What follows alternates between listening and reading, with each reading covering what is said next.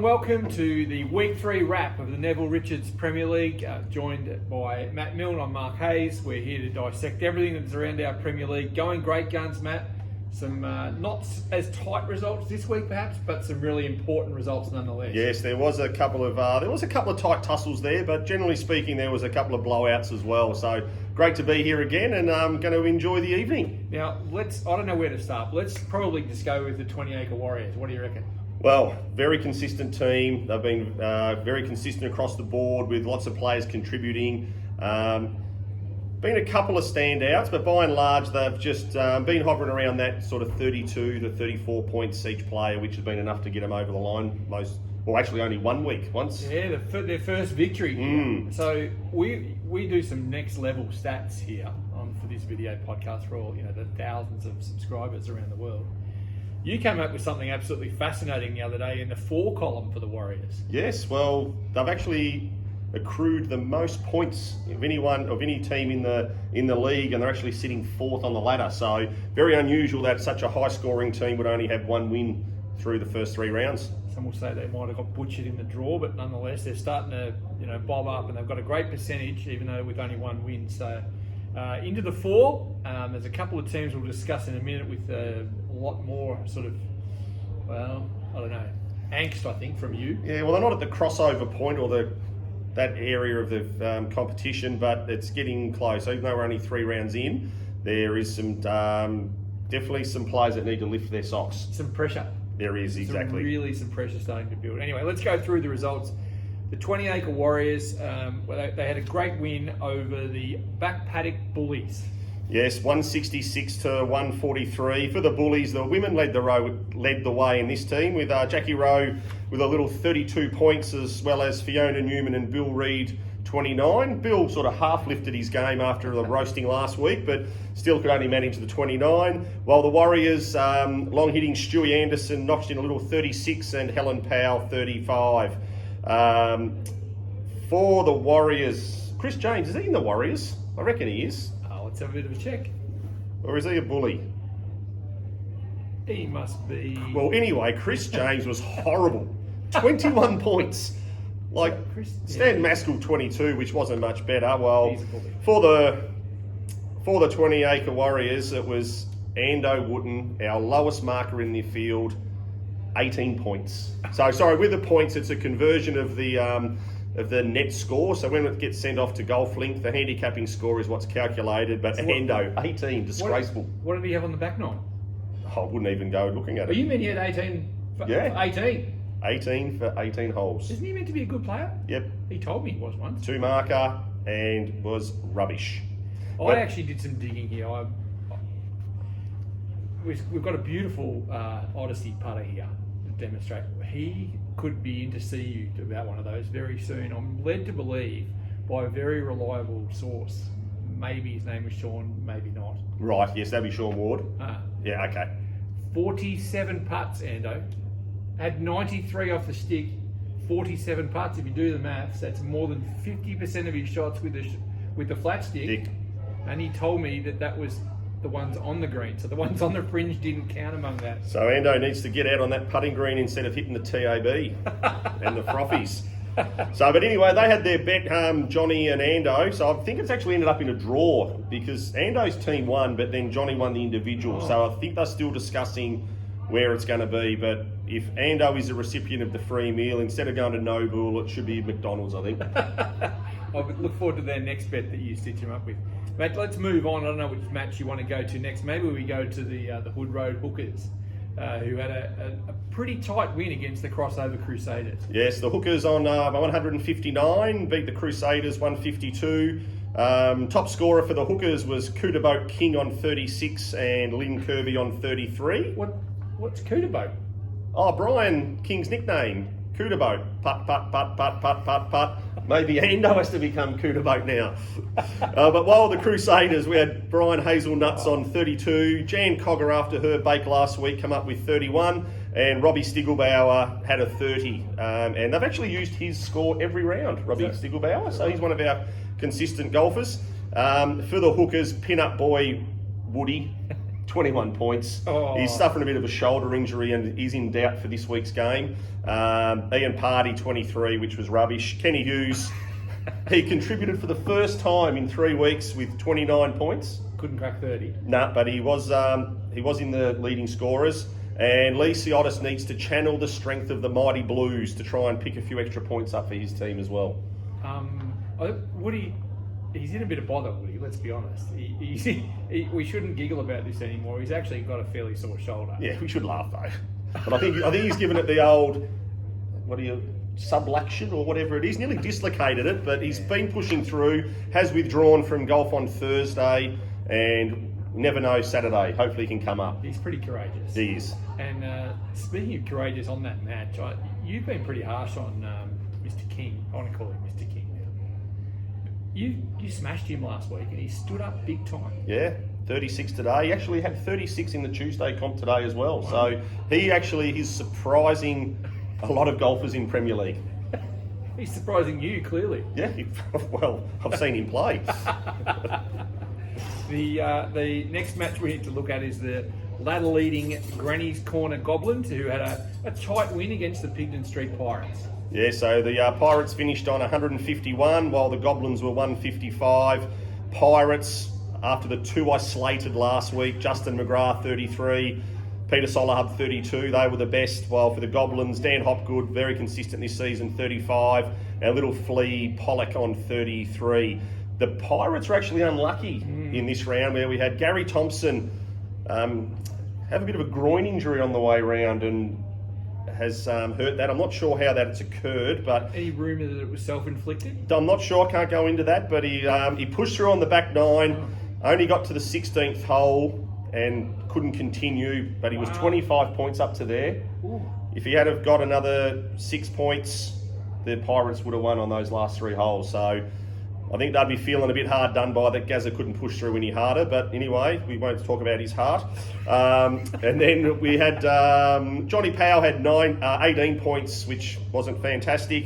Johnny Crossett has been back from COVID protocols with 21. And the other big story was Darren Heaton. Oh. Self-appointed captain. Yeah. He needs to walk the plank. Wow. 21 points. From the skipper. From the skipper. The man who was going to drag the team over the coals on his back. Come in with 21. Darren Heap.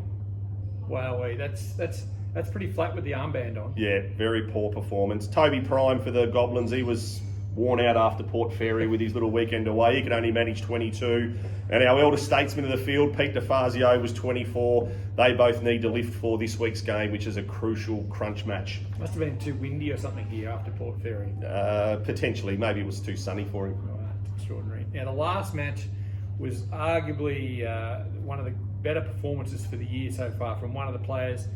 The very impressive Madonna's Peakers, really rising to the occasion, the Peakers, pumped the Tower Road Tornadoes. 169 to 146. Peakers, highest scoring team again for the week, so they win the twin pack of Callaway golf balls this week, so they can be collected from the pro shop. The Tornadoes, who'd been struggling to get players on the course, they actually had 7 play this week, which was an improvement there. With Angie Foote come back into the team, she was the one that I highlighted last week, was going to be crucial. She was our top scorer with 31, and Judy Said, the other female in the team, led the scorers with 30, and also Johnny Donovan Hill with 30. Peakers, Yanni, Greek God, 39, also won another Palmy through that event there. Through our bets here. Yeah, he just has a bet with someone in the opposition for a palmy and a pint, and he's won again. So 2 weeks in a row. So I looked at his card earlier on, and he doubled the second. Yes, okay. So I assume you went off the first. He's doubled the second, so he's 2 over through 2 holes. Clearly, has been known to be a slow starter and then give up, but obviously Premier League's creating a bit of heart for him. And square with the cards. There's a great effort from Yanni. Very important. Chrissy Dodds, 36. Pete O'Neill, his first game for the season, also chimed in with 33. Then we need some inspiration from Lynn Kirby. She was only 25. No, sorry, that was Paul Kirby. Husband Paul, first game. Sorry about that. He obviously needs some fluids to inspire him. He can only get the 25. And Sean Ward, who lost the Palmy to Yanni, he could only have a low score. Wardy's actually only averaged 25 points each round. So he's one who needs to live for the Tornadoes. That's pretty flat, and he's in there slating Endo. Yeah, and I think there's one thing that we probably do need to talk about was our bet from last week about the shooting star of Lee McMurrich. I did say 26 points or less. You little Anzac McMuffin. Yeah. You're guilty. The shooting star fell hard from the sky. He only managed 30 points. Didn't count, so I think that's one thing that I was right. They didn't need him. I needed him. Well played, Lee. It did cost me a Canadian club, but it also cost Lee a 9-iron. I think the pressure got to him, and he only come off the course with 13 clubs instead of 14. What? Yeah. Is that right? Yeah, it did, yeah. So I've made $100 out of the day, so it's perfect. $100 minus 1cc. Yeah. Happy exactly. days. Happy Profit. days. All right, let's have a quick look at the ladder before we discuss the upcoming fixtures in round 4.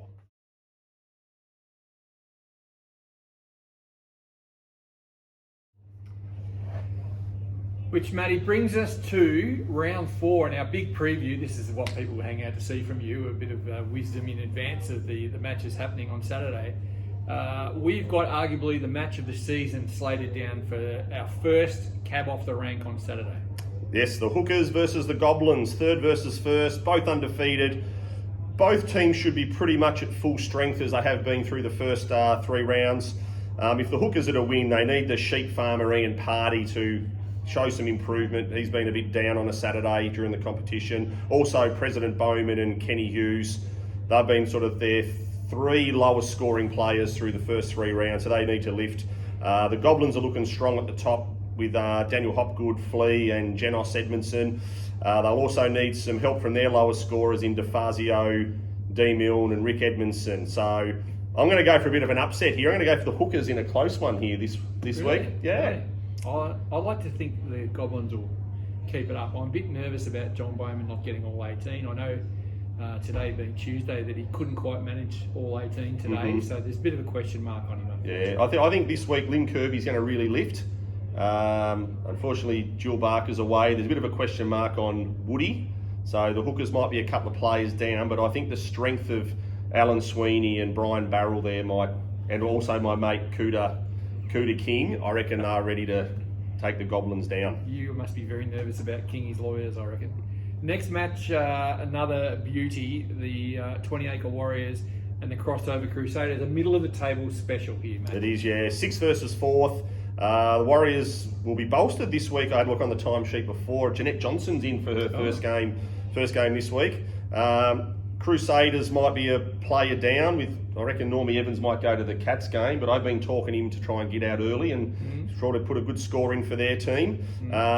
There was going to be a bit of banter between Skeeter Howard and Bill Adams, who are in opposing teams, but Skeeter had a bit of a incident with a wheelie bin, rubbish bin last night and had to cancel from today. Might have a broken fingers or wrist there. Just had a bit of a slip and slide with the thongs on the wet deck and went over. Couldn't play today. So that looks like that may be not occurring. But well, Ben Hoskins had a bit of a tumble too. He's I don't know. We haven't called for the screen.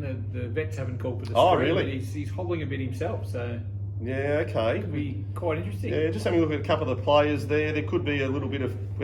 like the AFL, we're having some COVID protocols with some players as well. We won't name names, but there is a chance a couple of players might miss from throughout the season. And yeah, even though you may have 5 players this week, you never know. Throughout the course of the season, your team might be in that way as well. So you don't need to give up if you've got a couple of players down. I'm just interested in your thoughts on one man in particular. You gave John Leading a bit of a hard time before the start of the season.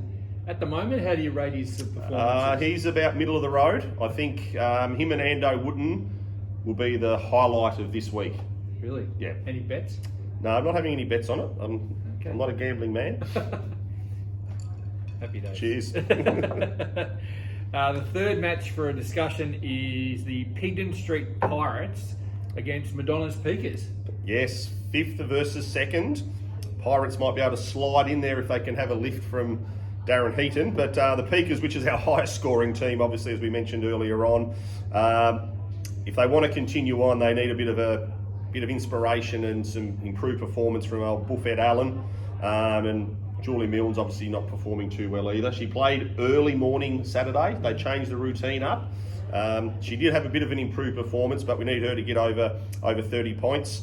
You just set a low bar for Mum there. Yeah. If she can get in the 30s, that'll get her score counted there. Yeah. Also, Johnny Powell and Peter Solahab, they probably need to lift for the Pirates, as well as Heaton McGrath and Dave Newman, who've been pretty consistent, but we need to get some good scores on the board for them to take the Peakers down. Peter Solahab wanted some praise for his improved performance last Saturday.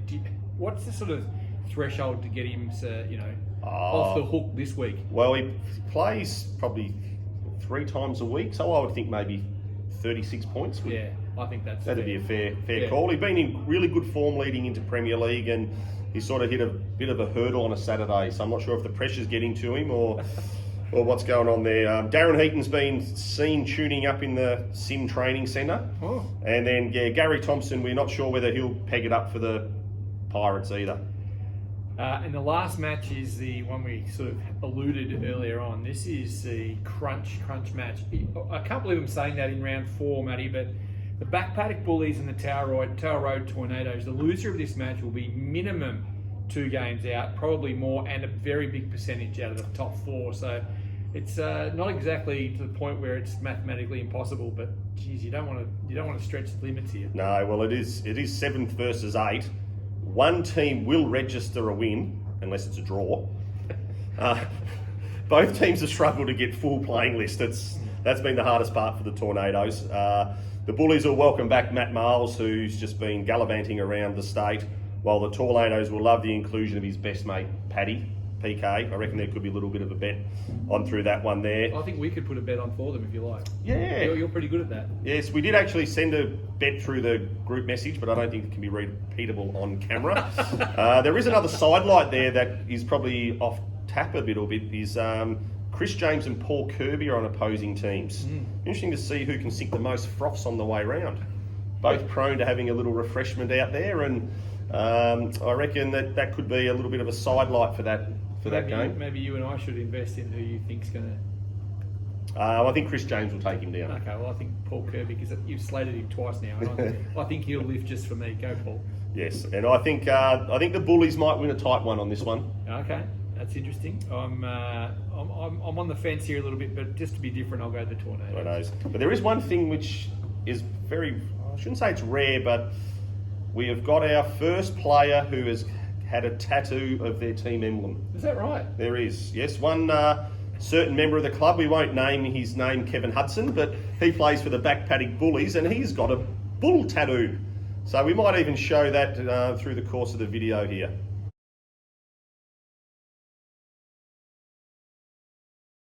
Wow, I'm just very grateful that he's not playing for Madonna's Peakers. Well, that was it. I reckon Madonna's Peakers tattoo would look good on Peter Vogel, I reckon. That brings us to the end of the previews. I just another massive shout. Matt's got some great stuff here on the bench in front of us from Callaway. Callaway Golf, yep.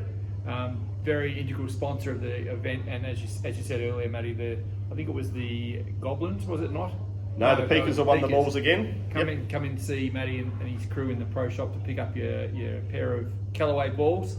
And a big thanks again to Neville Richards. We'll get Luke Campbell up here soon. I think he's been a bit shocked by some of the brutality of some of your messaging around this, Matty. But we'll get Luke up here. Huge effort from those at Neville Richards to back us here. If you're in that market, get around Neville Richards down on the main street here in Portarlington. That's it. I think we're done. And that's week 4 in the books, a week 3 in the books, and a big week 4 ahead. It is. It'll be a massive week. And as you all know, what I say on these previews, I'm serious. Catch you later. Thanks, guys.